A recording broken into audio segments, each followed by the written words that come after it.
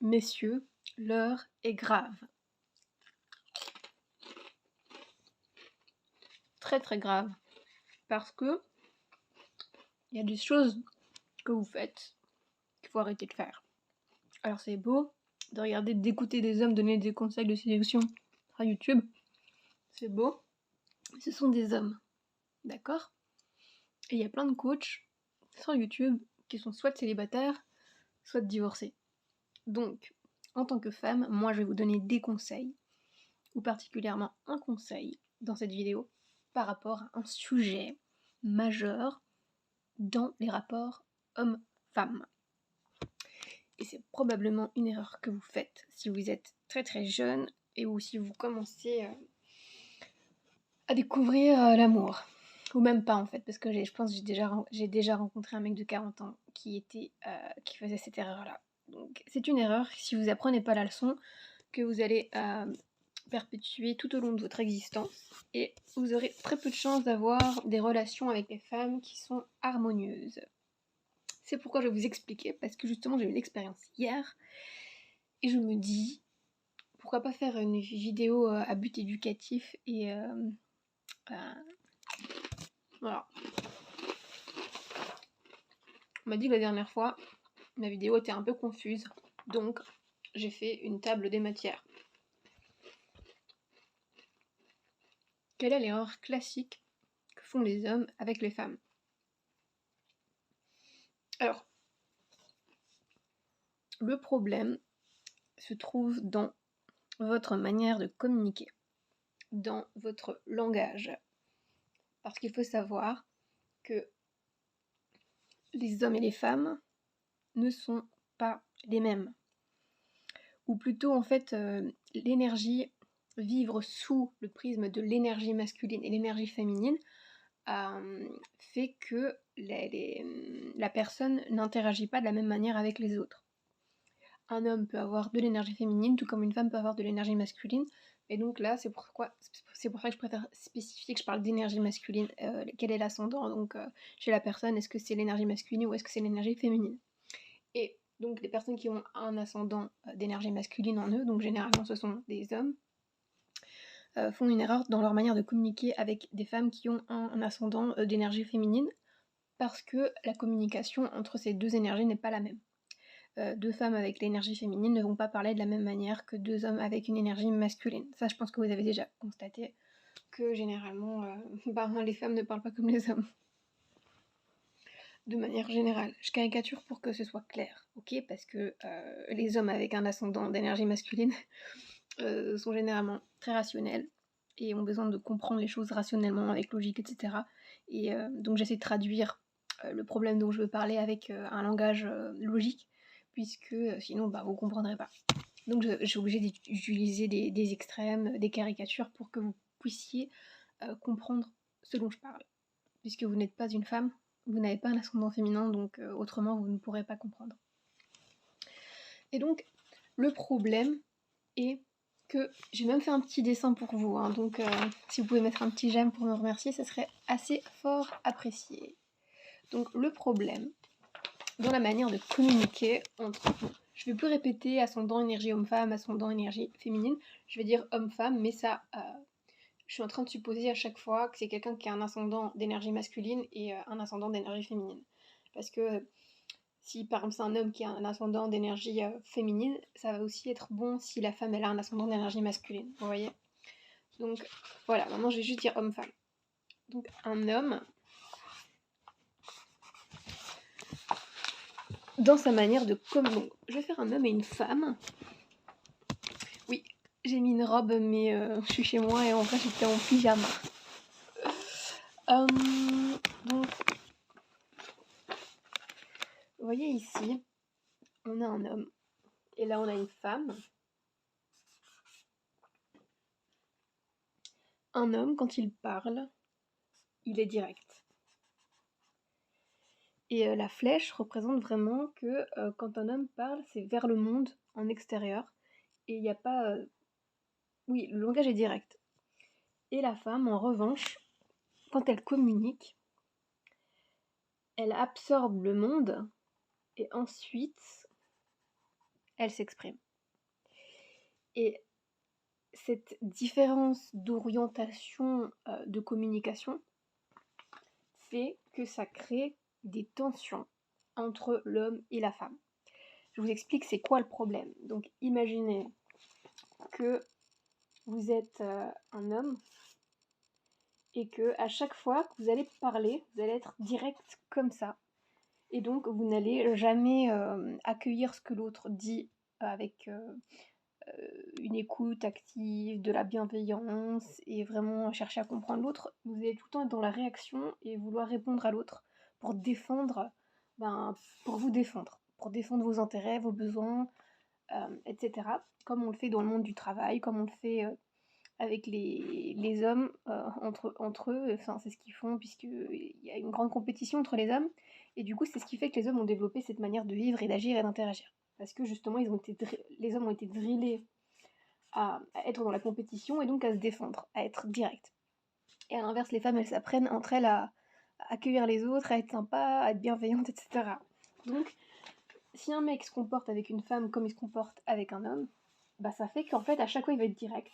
Et la meuf va à chaque fois donc accueillir l'autre, mais ça va être à sens unique. Donc le mec, il va tout le temps être défendre ses intérêts, et la femme, ben, contre son gré, elle va naturellement être plus enclin à accueillir l'autre, même si l'autre ne l'accueille pas puisque c'est son système de fonctionnement. Et donc ça crée au bout d'un moment un clash, parce que bah, la femme elle finit frustrée puisque en fait pour qu'il y ait une harmonie, il faut que vous voyez, elle accueille l'autre et elle communique, il faut que l'autre aussi donc accueille ce que l'autre dit et puis communique. Et du coup ça crée une harmonie entre les deux personnes. Ça crée une intimité de communication, une intimité de langagière entre l'homme et la femme. Et donc l'erreur que font plein d'hommes, je pense célibataires, mais il y a des hommes en couple aussi qui font cette erreur, et qui parfois ne comprennent pas pourquoi leur copine est aigrie ou tire la gueule, c'est parce que vous adaptez pas votre communication à la femme. Alors vous allez vous dire pourquoi c'est vous qui devez vous adapter et pas elle. Eh bien, déjà, cette manière de penser, c'est une manière de penser issue de ce système de communication, donc qui est un système de communication qui postule une compétitivité et une agressivité avec les autres pour se défendre. Et c'est pas ce que vous voulez avec votre copine ou avec les femmes. Je pense que vous voulez être proche d'elles et vous voulez avoir de l'intimité avec elles. Donc, si vous voulez une communication comme avec vos amis, vous aurez une relation avec les femmes comme avec vos amis. C'est-à-dire 4 mètres de distance et vos potes, j'imagine que vous leur parlez pas à 24 et que vous les voyez pas tout le temps et qu'ils font leur vie, ils s'en battent les couilles de vous. Donc je pense pas que c'est ce que vous voulez qu'une femme ait envie pour vous. Du coup, il faut, enfin si vous en avez envie bien sûr, si vous voulez faire en sorte qu'une femme se sente mieux en votre présence, il faut adapter votre angle de communication. Et c'est pas juste le langage qu'il faut changer, c'est il faut shifter en fait il faut shifter de dimension, il faut shifter de réalité. Parce qu'avec une femme, vous n'êtes pas dans la réalité de la compétitivité. Donc si vous avez vous adoptez un comportement compétitif dans un environnement qui n'est pas compétitif, ce sera perçu et ressenti comme de l'agression, ce qui fait que forcément la femme en retour, elle va se braquer et elle va ne pas se sentir bien. Donc ce qui va se passer, vous êtes direct, la femme est bienveillante, pas de nature, mais on va dire elle a été éduquée pour l'être.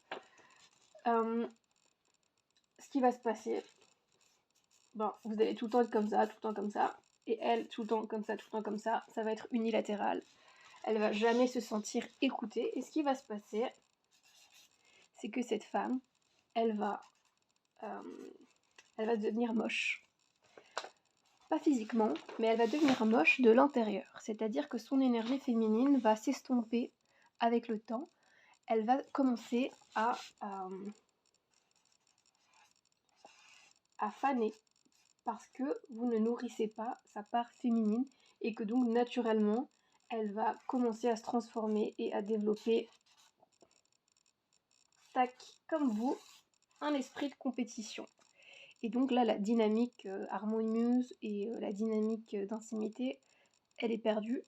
Et c'est généralement à ce moment-là que le mec est repoussé par la femme, trouve qu'elle a changé, trouve qu'elle a finalement soudainement elle est moins attirante, mais c'est parce qu'en fait, vous forcez la femme à naturellement devenir agressive. Parce qu'elle n'a pas d'autre choix, puisque au bout d'un moment, si tu te sens jamais écoutée, tu pètes un câble. C'est humain. Et donc elle devient laide de l'intérieur parce qu'elle ne peut pas cultiver sa féminité à son côté, à vos côtés, donc elle ne peut pas, elle ne peut plus être lumineuse. Parce que quand une femme elle a beaucoup d'énergie féminine et qu'elle est épanouie avec sa nature et qu'elle est, qu'elle est dans un environnement dans lequel elle peut être elle-même, elle rayonne. Mais si l'homme ne lui donne pas cet environnement sécurisant qui lui permet d'être elle-même, parce que la féminité c'est quelque chose de vulnérable, c'est par nature, c'est offrir son authenticité et sa vulnérabilité. Donc il faut un endroit sécurisant pour pouvoir le faire, sinon c'est pas rassurant et on se transforme comme ça. Et bien du coup, là, si l'homme n'est pas capable d'offrir ça, et bien elle devient amoindrie quoi. Elle amoindrit sa féminité, elle devient de plus en plus recluse sur elle-même. Alors elle cache de plus en plus sa part féminine. Et donc elle commence à réduire son degré de féminité, d'énergie féminine, elle l'étouffe et elle devient de plus en plus masculine. Et donc, ça, c'est pas ce que vous voulez. Puisque dans un cas comme ça, c'est assez difficile d'avoir des relations saines, avoir une femme épanouie. Et je vais vous expliquer aussi, c'est que c'est à votre avantage que la femme soit épanouie et puisse prendre soin et puisse avoir sa... Je reprends. Il est dans votre intérêt que la femme que vous appréciez cultive et conserve sa part féminine. Et ça, je vais vous le montrer. Je vais vous expliquer pourquoi dans mon raisonnement. C'est un raisonnement que j'ai trouvé pour essayer de vous expliquer, vous faire comprendre la cause du problème et les conséquences.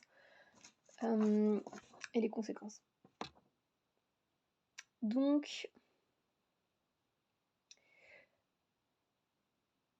quelle est la solution ?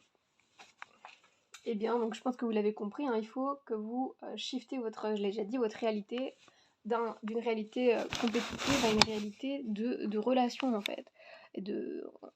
En tant qu'homme, votre rôle, c'est justement d'apporter l'environnement sécurisant pour la femme. Et pour ça, vous devez développer votre côté sécurisant. Donc développer votre empathie, développer l'écoute active, puisque, comme je l'ai expliqué, quand le côté féminin parle, il écoute l'autre, il accueille l'autre. Voyez ça, quand vous rentrez dans un magasin et que la vendeuse tire la gueule et elle veut juste votre argent, vous vous sentez d'une certaine manière.